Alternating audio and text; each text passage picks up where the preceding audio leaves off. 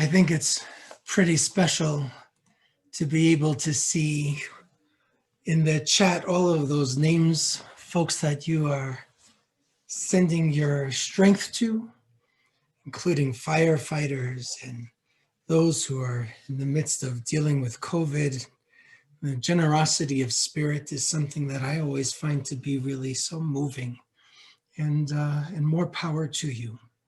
May they all find a path toward healing and wholeness. You know, it's Moses. It's Moses's words, El na refanala, when his sister Miriam becomes ill, and it's just that simple words, heartfelt prayer that made a difference. El na refanala, please God heal her, and then lanu was to heal all of us, because we are all carrying something.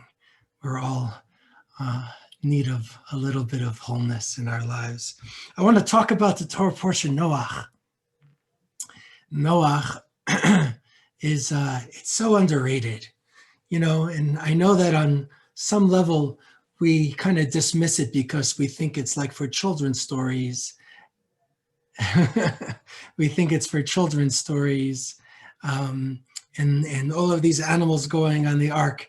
And then on another side of us, we think, oh, it's kind of dark. Here's this flood that is surrounding the entire world, and God chooses to have a do-over. And there's lots of heaviness in the midst of that story too. But I want to kind of dig and unpack a couple of things that I kind of rediscovered this week. And one is just the simple idea of the ark. You know, an ark is not a boat. A boat has a rudder and you can direct a boat. An ark is a box. An ark you have really no control over. An ark, the teva, that's what it is in the Hebrew, it just sits upon the water. In fact, there's only one other teva, not the sandal company, it's one other teva in the Torah, and that's the little basket that Moses is put into as an infant as he goes down the Nile to Pharaoh's daughter for a new life.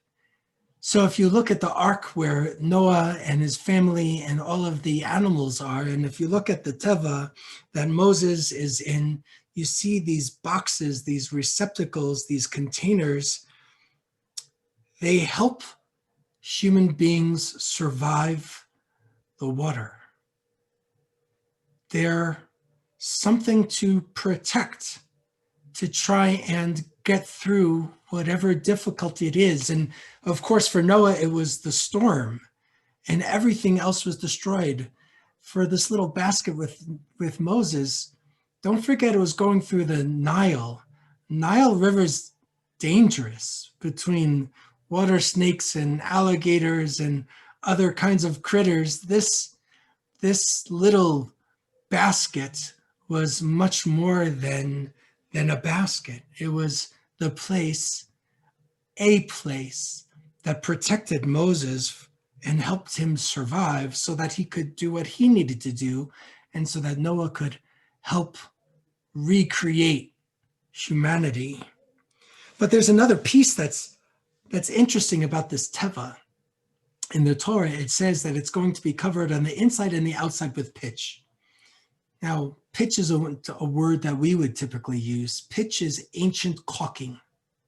So it keeps the water out, right? They had their own type of caulking materials, and we're going to call them pitch. But in the Hebrew, it's kofer. So kofer is the idea of this is like a covering, right? And so we can look at kofer with a kaf, a pei, and a resh. This covering, the pitch, it's going to keep the water out of the teva, out of the ark. But again, let's look a little bit more deeply.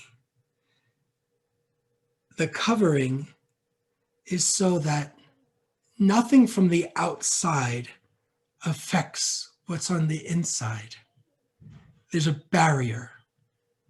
And we are pretty good with barriers. We put up lots of barriers. We have lots of walls, ways to protect ourselves and our nice, strong homes. So Noah's Ark was actually pretty secure. It kept the water out and it kept the harshness outside. But have you ever thought about the idea that this term for pitch, which I spelled for you in Hebrew, kofar, the covering, the inside, the outside covering, caulking, barrier, is the same letters as in Yom Kippur. It's the same letters. Does Yom Kippur keep the harshness out? I hope not, because then it doesn't work. Yom Kippur actually doesn't keep harshness and sins out. It actually opens us up to let them in. It's the opposite. And when we think of Yom Kippur, the Kippur part is often translated as atonement, but it's really about cleansing. It's really about expiation, atoning, letting things enter in such a way so that we can let go. How can a word that means covering in one context and keeping out and protecting can also be at the same time atoning and cleansing? And I think the answer is how we should live, because don't forget, Noah and the ark is the earliest stories of our Torah.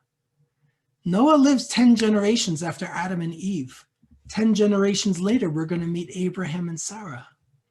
So in this earliest of moments, in a world that is filled with chaos and violence and hurt and people not taking care of each other, the only thing to do is to kind of lock yourself up. I don't want to live in an ark. I don't want to live in an ark where I have no control of where I'm going, something that is totally rudderless. And I'm not in control of everything, to be sure. Every day I learn that I do not have control over most things, but there are some things I do get to control. I get to control as best as I possibly can with our values and our ideas and our ideals, how I'm going to respond to lots of challenges, as well as to the joys. So I don't want to live in an ark. I don't want to be secured. I don't want to be protected where the goal is that I survive and only survive. I would rather go through the Red Sea, the sea with mud on the ground, in order to leave my Egypt and get to the other side. It's harder. It's harder to get through. There's much more uncertain. There's a whole lot of mud. And I'm going to make mistakes and hopefully grow from them. And I want to look at this pandemic and these elections and these fires and the hurt and the wounds and the worries that we carry in the world. And I won't hide in the ark. Maybe for 20 minutes and turn on a good TV show. Maybe listen to some good music. Can't only be in the storm. But I'm not going to hide in the ark. And just to be clear, I don't want you to misunderstand me. Staying home and being cautious isn't hiding in the ark. That's just making safe choices in the midst of a lot of chaos. We have to live. We have to engage. We have to choose life. We have to jump into the waters of the sea so that they can split and we can make these journeys toward redemption. There's a message that someone, a rabbi I know from Long Island, he left his pulpit and he went to teach for the Hebrew Union College. His name is Jonathan Hecht. And he recently shared something with his students that I think is so significant for us in this context, thinking about the teva, the ark, the pitch on the inside and out, the teva to sustain Noah and his family and the animals, and the same for Moses, baby Moses.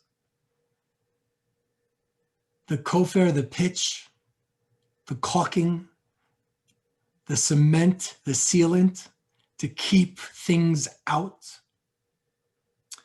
Rabbi Hecht says, redemption is possible if, like the Israelites, we step into the turbulent waters and work together to try to navigate safely to the other shore.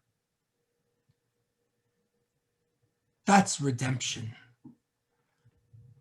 That's the work that I think needs to happen right now. And friends, that's what I'm doing here with you. For me, just me personally, my prayers are more about us than they are about God. I don't think God needs my prayers. I think God appreciates it, but I don't think God needs my prayers. I think I need my connection to God so we can figure out how do we live in this world and how do we take care of each other, and trying to figure out how to make our way in the world with goodness, compassion, and mercy. I think that's what God wants of us. And that's why I pray, so that I won't lose my strength and just go into seclusion in the ark. I'd rather go through the mud with you. So I wish you strength and hope and goodness so you can do this good work beyond our own households, but for each other here on these screens and far beyond. Let's move to conclude 500.